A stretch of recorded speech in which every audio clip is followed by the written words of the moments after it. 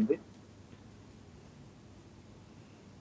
ఈ నెల 21న విశాఖలో నిర్వహించే యోగాంధ్ర కార్యక్రమాన్ని విజయవంతం చేయాలని హోంమంత్రి అనిత పిలుపునిచ్చారు. ప్రధాని మోదీ ఈ కార్యక్రమానికి ప్రాధాన్యత ఇస్తున్నారని తెలిపారు. ఒకే రోజు ఒకే చోట 5 లక్షల మందితో ఈ ప్రోగ్రాంను జరిపించాలని ముఖ్యమంత్రి చంద్రబాబు యోచిస్తున్నారని చెప్పారు. మనందరి జీవన విధానంలో యోగా భాగం కావాలనే ఉద్దేశంతో ఈ కార్యక్రమాన్ని నిర్వహిస్తున్నట్లు వ్యాఖ్యానించారు. ఇంటర్నేషనల్ యోగా డే సందర్భంగా గౌరవ ప్రధానమంత్రిగా చాలా అత్యంత ప్రతిష్టాత్మకంగా తీసుకున్న ఈ యోగా డే సెలబ్రేషన్స్ లో ఈసారి ఆంధ్రప్రదేశ్ వేదికగా దట్టు ఉత్తరాంధ్ర పరిధిలో ఉన్న వైజాగ్ వేదికగా మారటం అన్నది నిజంగా మనకు వచ్చిన ఒక అపురూపమైన అవకాశం కింద భావించాలి. అట్ ద సేమ్ టైం అదృష్టం కింద కూడా భావించాలి. కాబట్టి ప్రత్యేకంగా మీరందరూ కూడా అర్థం చేసుకోవాలి, యోగా అనేది మన భారతదేశం ప్రపంచానికి ఇచ్చిన ఒక బహుమతి. అటువంటి యోగాని మన నిత్య జీవితంలో ఒక భాగం చేయాలనే ఉద్దేశంతో గత 10 సంవత్సరాలుగా గౌరవ ప్రధానమంత్రి గారు దీని మీద ప్రత్యేకంగా దృష్టి పెట్టి ఇంటర్నేషనల్ యోగా డేని స్వయంగా ఆయన చేయడం కూడా మీరందరూ కూడా చూశారు.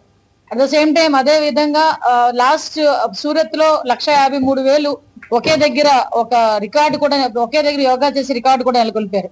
ఈసారి ఆ రికార్డ్ ని బద్దలు చేయాలి, మళ్ళీ ఒక Guinness book of world record ని మనం ఇవ్వాలి అనే ఉద్దేశంతో ప్రత్యేకంగా గౌరవ ముఖ్యమంత్రి గారు దీని మీద ఆలోచన చేసి సుమారుగా 5 లక్షల మందితో ఒకే రోజు ఒకే దగ్గర ఒక యోగా చేయడానికి మనం పూనుకున్నాం.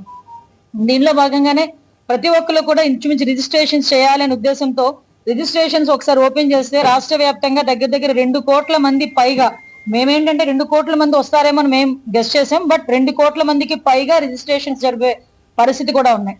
ఎందుకంటే ప్రతి ఒక్కరికి కూడా హెల్త్ ఈజ్ వెల్త్ అంటారు.